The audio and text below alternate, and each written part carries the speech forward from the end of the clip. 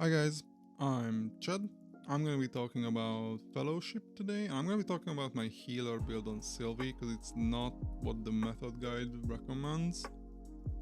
It is a little bit different and I think it's a bit more pug friendly to a certain key level. Let's get to it because I have to do this in Photoshop actually. I will have to show slides around in Photoshop because that allows me to doodle and stuff, and I CBA recreating this in another program. So this is my current character. I'm a middle of the pack, 9k Andy, dungeon rating Sylvie. Maxed out on eye level. My gems and in general my gear is not yet optimized fully. I have sets that I'm missing, and I think I could just consolidate. If I farmed a lot of gems, I could have a lot more in these side traits. Currently everything is in crits. The highest I've done, I have a couple, I'm still in the farming phase, so I have a couple of dungeons that are on single digit eternal. But the highest I've done is Citral 17, yeah. And the rest of the capstones are on 10. Honestly, this was just a farm run. It wasn't even a push run. We ran this one 5 times back to back. And then this is on 15. Ransack on 12. I think the current highest dungeon I can get to is 18 to Zari. Honestly, I could do Wormheart or this one even on 18. I don't know if there are any groups that are farming 18 because Shadow Lords is annoying. But, so what am I running differently and why am I running it differently? And let me just hit you with this. If you think this is dumb, wait until you see the build. the build is gonna feel like a fever dream, I swear to God. But the basic idea is you're just going to crit. That's it. I am doing this. I know that every YouTuber and content creator likes to start with, a lot of you have been asking me about my XYZ whatever, but there were actually a couple people asking about what the fuck am I playing. I did not have the mental capacity to save a screenshot on the same thing happening on Discord in the Sylvie discussion topic, but I did have a couple of people ask me what the hell is this about. So let's just get into it with the legendary. I'm running the Moccasin of the First Dryad, that is honestly most commonly known as the bugged quote-unquote legendary, because it is supposed to give you a life battle at the end of Safe Haven, and because sometimes this just doesn't happen, people are like, oh no, this legendary is broken, you cannot run it. And they're completely just fully misunderstanding the whole thing. This is the important part. I'm gonna just doodle on this real quick if I can. This is the important part. All of your life, okay. All of your life battle healing has 30% critical strike chance. An extra 30% crit chance. That is mental. That is so much. None of the other legendaries actually give you more healing on your abilities. The Heartbloom one just gives you a shield, which does factor in for a lot of effective HP. I will talk about this later, the difference between the method build and this one. But none of the other legendaries give you just flat more healing. 30% crit chance is insane. Now, if you do some dumb shit, my base stats have 39% crit. I think that's too much, by the way. I think 35 or even 30 is probably enough. And in gem power, there is another gem, or right now gem, but I don't know what to call it. For equipping a bunch of gems, I don't know, the waypoint, I guess. There is one where if you hit a certain jet amount, with your damage and healing effects on characters with more than 50% health have a plus 30% critical strike chance. If you want to do a little bit of math, this is 99.86% chance to crit on targets that are more than half HP. So basically you can't miss a crit. Just cannot miss a crit. And on targets that are under 50% HP, you have 69% chance to crit. Nice. Now, what else do we have? So you might be thinking, well, that cannot be true. It is actually true. This is from a 17 Citra that we run. And this is the life battle thing. Am I on the doodle? No, I'm on the wrong thing. Let me just go. Yeah, this one. So life battle actually crit 99.1% of the time out of 649 hits. So that means, oh god, I didn't do the math. That means I missed 5 crits out of the 650 hits almost, I think. Someone can correct me on that. But like, you crit an awful lot of the time. Your Flutter Core Restore Life, by the way, that thing cannot miss crit. That thing cannot miss crit. Because, well, as long as you cast it on full HP target. Because it has a 50% extra crit from your talents. And you have 30-something% crit. And Sealed Fate gives you another 30%. So you're going over to like 110%. You just cannot miss that on... Even if people are like low HP, you have like a... Oh god, I wanted to do like this 80-something% chance to crit. That's really, really, really good. I use the Twilight Skybolt, and you can see that my... This is the weapon thing that I use. I will talk about that later. Like, you just crit so much. It is insane. You basically cannot miss a crit. That's the whole idea behind the build. You just crit. For talents, this is what I've been running. I will eventually have to talent out of either Verdant Restoration or Synchronized Flutterling, and one of the 1-point talents, which is probably going to be Sprouting Nettles, because I will need the DR, and I will eventually have to go into Natural Protector, I think, as the key levels go higher, because you just cannot survive certain hits. I will have examples of this, unfortunately, that like this is the pressure point where I'm like, this is where we're gonna struggle in like 24, 25, 26, 20 something. It is kinda crazy, the damage that ramps up, but like that's every, like, this is the same in Mythic Plus. Like, as you go higher, you just start not being able to take hits unless you have something running. So this is if you have every single talent point. Like, this is 13 talent points, and if I had to, like, you know, just go down, if you're not in Eternal yet, you don't have all the talent points. So the things that I would take out, probably this. I don't really want to take out Elusive Wilding, because this is a DR and you kind of need that. I think you can live without this, because this is just a quality of life talent. It just makes setting up your heals easier, but you can get the same HPS, well, roughly the same HPS without this one. It just requires you to do like more mental load. Like, it takes more brain power to do this one, but like, this is 2 talent points, 3, 4, so you would be able to do this with 9 talent points, which is, I think, somewhere in Champion. Someone said in Discord when we were having this discussion that I should not be running Verdant Restoration, because I casted it like 40 times in an entire run.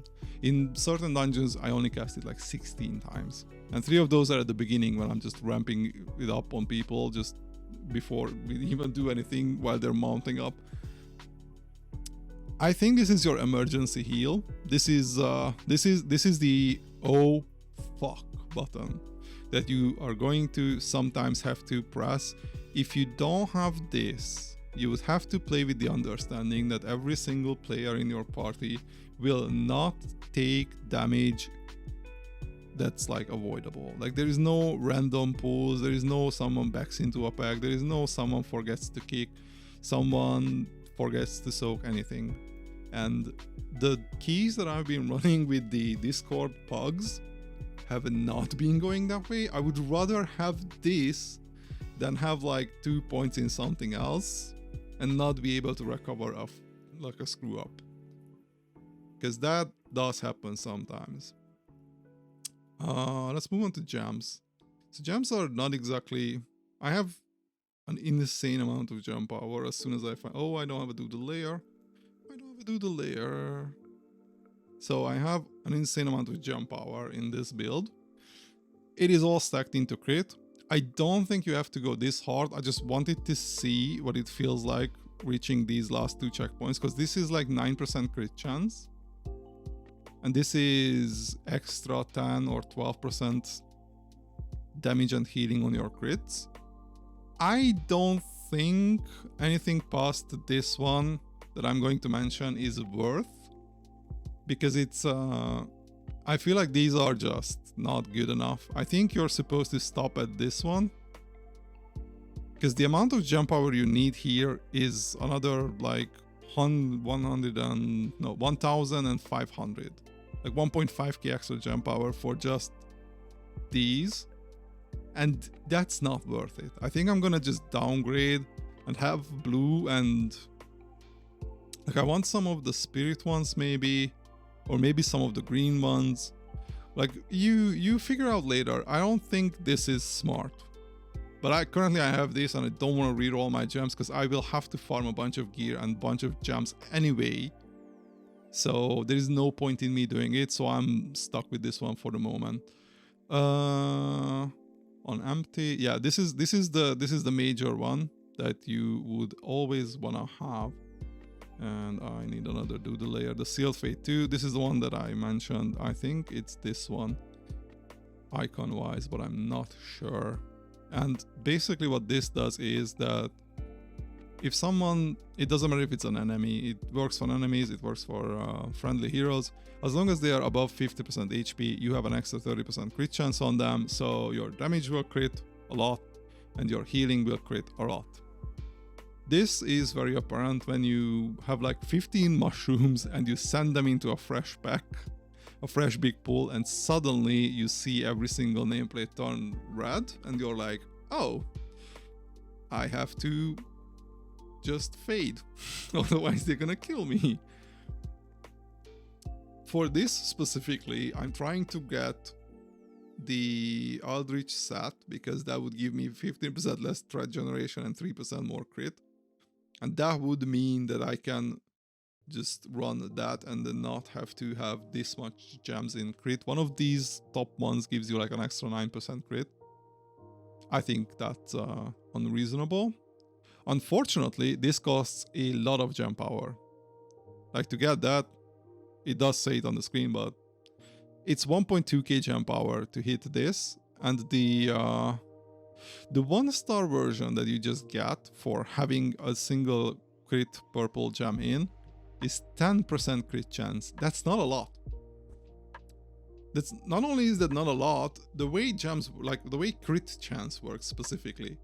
If you have 20% haste, you're getting that 20% haste value, right? Immediately. If you have 20% expertise, you're getting that value. No question about it. But crit chance and spirit is a little bit different, because if you have 20% crit chance but you did not crit in 5 like dental bolts or 5 heals or whatever, you have you have the value of 0% crit. So you don't want to miss your crits. You don't want to be in a situation where they're like, oh, so this one is, I think, is bad. Like just straight up, it is good for a peddler like jam if you have an empty slot, but this is why I said that you need a lot of, like, this is an end game build most likely. It's not exactly something like, oh, I'm struggling in adapt, I'm struggling in champ, I should be running this. You are more likely to have success with this one in Paragon or in Eternal. I don't think, I wouldn't advocate people who are already struggling with other builds to run this. It's more flat healing, even if you like, even if you just don't have the gems, but it is massively better if you have Sealed Fate 2. Like the extra 30% crit chance matters a lot. That means you don't miss your crits. And that's really what it comes down to. For weapons, I like to run. This one is just great, I think. I see the thing that they recommend on like the method guide. That one relies on the same idea as the Heartbloom Legendary, where you're trying to get like absorb shields. That gets value. I will talk about it in a second. Like that gets value in situations where you are going to take a hit and you need to survive that one hit. So I understand why they are running it. I like to run this one because it gives you like this invisible layer on people. Basically, whenever you crit on an enemy or you crit on a heal, you are going to repeat a % of that damage or healing over 8 seconds. So you like put a hot on people. I tested this on the dummies and I tested this in like dungeon runs, and the UI makes it seem like a new crit rewrites your duration because it just starts the duration out higher. When I tested it, it doesn't like rewrite it. You still get the full value of your crits. It just looks really clunky because the buff keeps refreshing, and it makes you think like, oh, I must have rewritten with my crit. This must be bad. But if we go back to the crit chance proof thing that I had, oh god, I'm gonna try and move this correctly. Yeah, so my Amethyst Splinter is 8% of my heals. Oh god, imagine. Okay, so it's like 8% of my heals. It cannot heal you when you're max HP, right? So it does lose some value. I think the weapon is capable of doing 10%. But that requires you to take damage constantly, and there will be situations where people are full and they're mounting away and they will not take damage, and your Amethyst Splinter will just time out. It's not gonna be much in an effective like dungeon run, but it does happen. So you do get full value out of your crits at least. So let's move on to the last part, which is like, where is it better than the method one and where is it worse? I think for me personally, this is better if you play with players who are going to make mistakes. Everybody makes mistakes. Most people make mistakes. It's really easy to just miss a kick, to do this, to do that. And there is a whole lot of key levels where making a mistake doesn't mean you die. Making a mistake means, well, now the healer has to do stuff, or now the tank has to do stuff. And this build does allow you to do that because the Amethyst Splinter thing from the weapons just creates this invisible coating on people. That's like 10% of your healing is always there and it's ready to move. So whenever they take damage, that immediately starts sticking on them, that starts to bring them back up. So you're more likely to crit on them. And the life petal spam basically means now that you have 2 charges, you can almost always just have a flower down and just keep farming your crits back in. And it's going to be very, very good. By the way, I was supposed to show you this one, I think. Oh god, where is the game? The game logged me out. Unfortunate, we have to log back in. So another thing of like the way Nettle to the Petal works is you heal twice if you hit a Nettle. On anything, honestly. Like as long as you have a life petal down, your Nettles will hit twice, I think, right? Am I saying this right? Each time you deal damage with a Nettle bolt, your life petal triggers an additional tick of its healing. Yeah. So the flower heals harder in the beginning and then just wanes. So you want, as soon as you put the flower down, you just wanna petal, petal, petal, petal, and it's gonna tick like twice. Now, I don't know if G-Hub has me, because there is a universe where I just cannot put down a flower. We're about to see. Okay, I can dispel, which means my alt key on the mouse is working.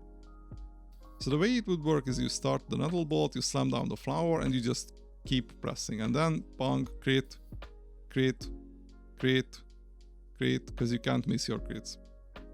And as long as the flower is there, you get the crits. And because you keep critting, every time you crit, you remove 3% of the cooldown. So my flower just ended, but I'm almost back on 2 flowers. You just keep farming the flowers. Maybe I should have started with that. So your nettle bolt is just almost always up. Because whenever you crit, the flower comes back. I don't know where it says that. Oh yeah, this is where it says that petal germination. The cooldown of your life petal reduced by 1.5 seconds each time you deal damage with nettle bolt and 3 seconds if you crit. You don't need that many crits to get it back. But you do, like, the way I do it is if I know that damage is coming up, I do a nettle bolt and I slam the flower while it's in the air. And you just get healed all the time. Let's see, by the time I end, I don't know how many crits I'm gonna hit here. This is a high HP enemy. I'm actually almost back up fully. Like, you almost back up fully by the time your flower ends. But as long as there is a high HP enemy in whatever you're fighting, you're gonna have a lot of your flower charges back. You only start to struggle when it's past like 50% HP. But even then, you're gonna farm back a lot because you still have a base 40% crit. So now that you have 2 charges of life petal, that's actually really easy to handle. The other thing that I like to do is... I don't know if I talked about this. This one is really good because you have so much crit on people. Like, you basically keep critting on max HP targets with this thing, and it just farms up seized opportunity really fast. And then you just have way more crit. Like, you have I have 42% crit on that when it triggers. And it triggers really fast because you keep critting. So that's a really high value node or like heroic node. I do like Treasure Hunter because anytime I press a flask, because if you have to press a flask, you know that you're in trouble anyway. It's excellent on things like the bleed on Citral, where you press it, you are brought up from whatever the hit took you down to, and then you have the DR for the bleed if the bleed happens, but you are high HP, so the petal healing just keeps critting on you. I think this is a trap. I think I'm not gonna run this one. I think this is where my damage reduction trinket will go, because it's just not good. So I think it's time to talk about this thing. Like, where is it better? Where is it worse?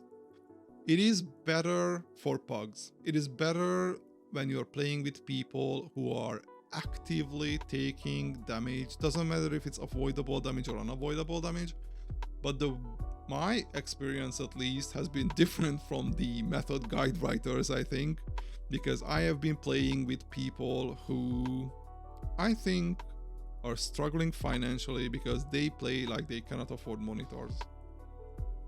I know, I'm being harsh. As you go up from like the worst, it's in Adept, I'm pretty sure. Adept is like a hellhole. People are not only bad, they are convinced that they are not making mistakes, so they are just refusing to improve. As you go up higher and higher, like it's a lot better when you reach champ. You reach champ and things are better. Then you reach Paragon. Paragon is like very cultured. Like when I reached Paragon, I was like, oh, this is so much better than previously. People seem to know their champions. People, at least they know when they fuck up. And in Eternal, it's like people are just pleasant. Most runs that I had in Eternal was like very nice, very kind. I don't know if it's because you are forced to find people on Discord and it just creates this extra social interaction element, and it's not just you sign up through the LFG. But in general, I think once you reach Eternal, you're gonna have a lot more fun than before. So this build shines in pugs. This build will not shine when you start pushing behind a certain like key level. Or I don't think this build would shine if you are trying to have like a set 4-man group where you sit down for like 2 or 3 evenings a week and you're like, okay, we're gonna push, I don't know, Eternal 10, 15, 20. This is the pools we're gonna do. And you have like a insane giant ass pool where it's dangerous and you need to keep people alive, because there is a certain key level where like effective HP starts to matter. And I do have the dumbest graph for that one in the entire universe. So what is effective HP? Effective HP is the damage you can take before you die. I know, shocking. But let's say you have 100 HP. If the boss does an ability that does exactly 100 HP damage, you die in that one hit. We're just gonna do one hit. I will show you why later. So why does this matter? It matters because you have a bunch of abilities that give you damage reduction. Everyone does. Almost all of the defensives in the game just give you flat damage reduction for X amount of seconds. If you have 20% DR, then your effective HP is 120. Because you have 100 HP, but you can take 20% more damage, right? So you can now survive that 100 hit, and you will still have some HP. These do accumulate. Like if you have shields, you have 2 DRs, obviously this value will go up. So if you have like a big shield, you can do like a 30% absorb shield, you can survive 162 damage. That is a lot. And this kind of like goes up, right? Like if you just comparatively look at this is a good deal. The Hard Bloom legendary with the absorb is why I think you should use if you are pushing past a certain level with a set group, or I think after a while you just have to take it. After a while you're going to run into scenarios where you don't survive the initial damage if you have like a big giant hit. And I'll show you what I mean in a second, or I will not. Where is it? Okay, found it. So I have a Citra 17 recording that I'm gonna show you.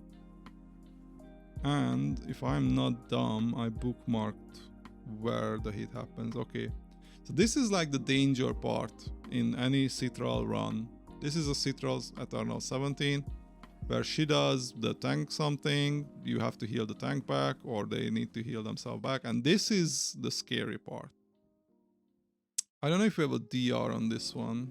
We have my enfeeblement, so this is through a 20% DR. This is a 20% DR, and I think someone's going to press... No, nobody pressed. Nobody pressed. Okay. Now if you look at the HP bars, that's a lot of fucking damage in a singular hit. I think this is like 150 or something K damage.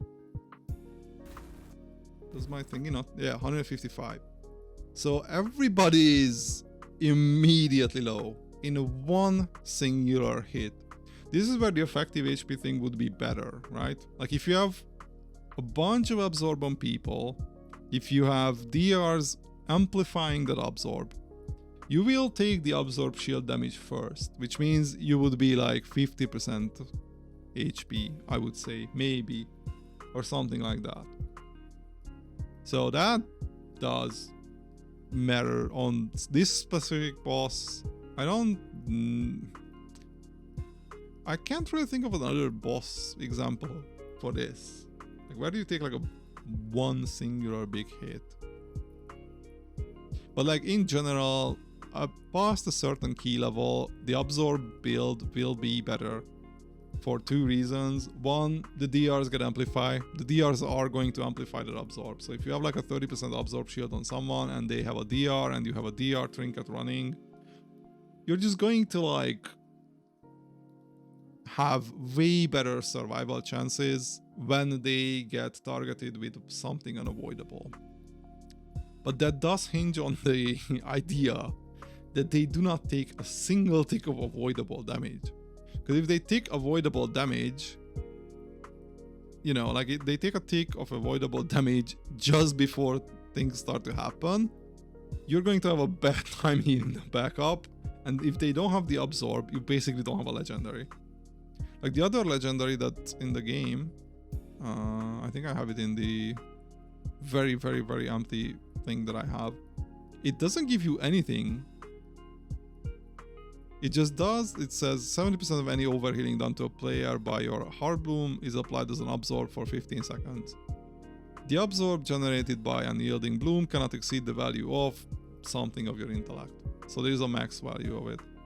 I don't have another like lag. So this is gonna be not exactly scientifically accurate, and also I think I just removed a bunch of my gem power. What did I remove? Doesn't matter. Crit chance doesn't matter. I don't think this matters for the example that we are trying to do here. So how much absorb is that? I'm gonna see in a second. We're gonna have to eyeball it, I don't know, but like this seems like the absorb. It would be a little bit bigger if I had more intellect on, which, you know, if I had a shoe, it would be, I don't know if it would be roughly 30% of my thing, and I don't know how to check it. It doesn't tell you how much it is exactly, but you know, you would have more HP to survive hits, basically. Like you would have more effective HP. Now, if we go back here, I have another example too where the build does shine. Because it's Vault 15 and I have... So this is the big bug breaker boss is this one, because people cannot heal it.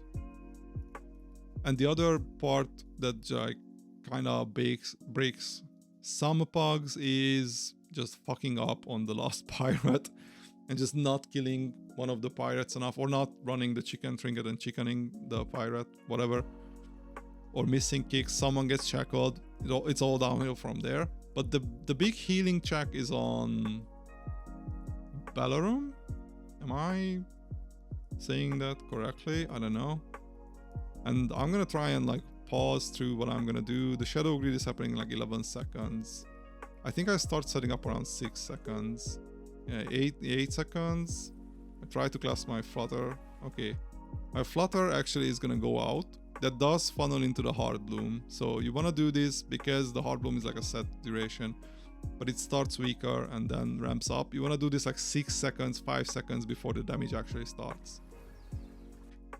And then you're gonna drop down this thing and your safe haven in opposite order, I think.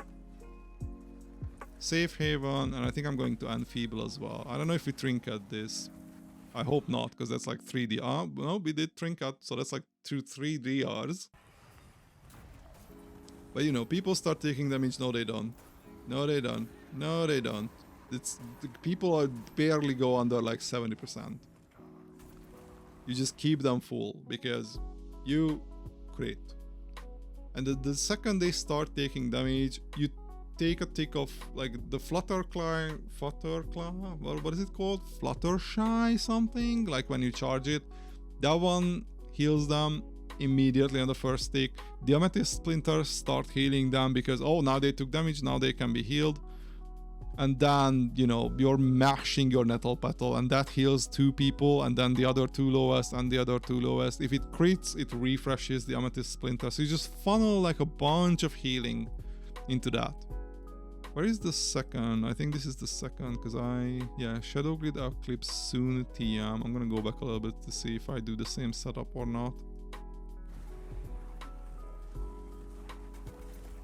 I'm doing Nettle. Okay, so I Flutterclaw heal, Shadow Grid Eclipse. I was a little bit late on this one, then I slammed down the flower and just start nettling because people are taking damage here preemptively. We still have a DR trinket on this, but like there was one person who went under like 69%. Nobody even went down to the critical part where it's like, okay, the dicey part is when they go down under 50%, because then you can miss a crit, because then you only have 70% crit chance. But like basically the idea is that whenever there is like constant damage, you do a lot of healing. And there are a couple bosses where I think that's better, because the other legendary, Oh god, I need to equip my stuff back. If I forget this before I go into a dungeon, I'm gonna cry my heart out. Can you imagine just going into a dungeon with no like leggies? No feats, no legendary. Wrong legendary, no jump power. I would have fun. So the unyielding boon creates an absorb, right? If someone's full. But if somebody is not full HP, this doesn't do anything. Like, the idea is that you have to have someone be full HP. If they constantly take damage, this legendary actually doesn't help you. And there are a bunch of dungeons where you constantly do take damage. The last boss on Stormwatch, where you have to do the lightning rod, is a prime example of that. People are just getting fucked while that lightning rod is happening, and the absorb legendary doesn't do shit there. You are left to your own devices, and you are left to, quote unquote, your players. Like, are they managing their DRs well? Are they running the DR trinket? Is nobody missing a kick? To be fair, after a certain level, if a kick goes through there, you're not gonna save them. You would have to miraculously just have a tick of crit, the same tick they take the damage. It is very unlikely. You just have to play good there because the lightning rod is like insane amount of damage. The Empyrean Suns thing is like the same. You wouldn't get much value during like the Ruinous Starfall from the Bloom legendary, I think, because it's constantly just exploding. So you get some value out of it, I suppose, but I think you would just get more value out of having heals. I don't know. Maybe I'm wrong. I have not reached the cap of this build, right? Like, because I'm still missing a bunch of gems. I'm still missing optimizing the gems, and I'm still missing sets. Ideally, I would want to have this set, the Draconic Might, because it's a lot of uptime for me because I keep critting. And I would want to have this one, the Torment of Bellorum, and I would want to have all of them with 35% like socket bonus. And I would like to have, me personally, I would like to have the... I forgot what it's called. The one that gives you spirit. Is it here? Oh god, this is awkward. I am so sorry. Yes, so I would like to have Haunting Lament for some spirit and mana. You don't need this, but the alternative is haste and movement speed. And I don't consider movement speed a combat stat that much. I would rather just have more spirit chance to proc like more wines. Because right now I have low spirit. Like, this is 5%. That is not acceptable. I think I would love to have this on like 10%, maybe even 15%. If it's possible. Mana, you know, I don't use that much mana with this build, but it would be still nice. And the other set that I would like to fit into this is, I think it's from Godfall actually. Yeah, the Adder in the Seed. I want the threat generation and I want the crit, because if I have more crit in that gives me a little bit more freedom on like the off pieces, on things like Cloak, things like Knack. Because like, okay, I don't have to have, maybe I can fit more spirit there if I just have an extra 3% crit and I don't have to do with this shit. I think I'm gonna stick to this one because I like having my crits do extra 10% or 12% damage and healing. The other capstones don't exactly do much. Like, this is really good though. The ability cooldown reduction sounds really nice. Problem is, you already have so much cooldown reduction for your main healing ability, and the other healing ability doesn't have a cooldown because a lot of your healing comes from Flutter Call Heal. This one doesn't have a cooldown. So I think this is wasted on me personally. The Heartbloom Enjoyers would love this, I'm pretty sure, because they cannot farm their cooldown back, obviously, and they need a lot of Heartblooms, so I wouldn't mind this one or even this one. Like, this one just sounds so good. But realistically, I don't think you can max out 2 of them. I didn't do the math on the gems yet. I need to farm so much gems. I have to run like 50 gem farming dungeons baseline, probably more, probably like 100. And then I can be like, okay, am I done? Let's do the math. And I still probably won't be done. So let me just go back to Photoshop. I don't think I have another slide, so we're just gonna go back to the beginnings. Which is, I think we're gonna just be like, goodbye. And I guess not to Critvie, but from, oh, I cannot click it, it's gonna be fine. So that's the idea behind the build. I'm sure I missed a bunch of things I should have talked about, but I'm losing my voice. Like, I swear to God, I need some water. I talk so much.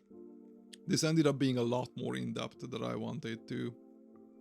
I do think that after a certain key level, like if you want to do citrals, I think it's better to run the hard bloom one.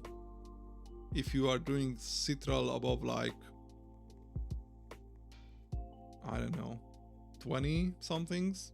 Like if you're trying to push into a citral 13, 31, 30, whatever. I don't actually know the numbers for that one. I'm so sorry. Then you probably should get, you know, the hard bloom setup. It's likely better for that. But honestly, I think if I reach the eternal cap that I can with this build, I think I'm just gonna play an alt. My echo looks good. I am having a great time under this game, and there are so many things that they are doing very well with it. I really like this build. I will not say that I will never drop it for the hard bloom one. Maybe I get into a push group, and then if you have a set group and where the assumption is that people do not take any avoidable damage, it's probably better to have the absorb one. Unfortunately, I don't know if you guys have been in any pugs lately. If you assume that your players will not take any avoidable damage, you're gonna have a bad time. If your setup relies on your players not taking avoidable damage in pugs, you're gonna have a bad time. I cannot stress this enough. People do be taking a lot of fucking damage if they don't know what to do. And people, even in Eternal, sometimes just mess up. It happens. And if you have one course to recover, I think that's better than just have a setup that enables you to do more but have zero recovery options. That was me. You can find me streaming sometimes at twitch.tv/chatrestricted. If you like this video, give me a like, give me a comment, give me something so I have some engagement on this. And that's about it. I'm gonna dip now. I'm gonna have to edit this and maybe put some music under it, because otherwise it's just gonna be my own voice for like 40 minutes, which is crazy. Okay, that's me done rambling. Bye bye.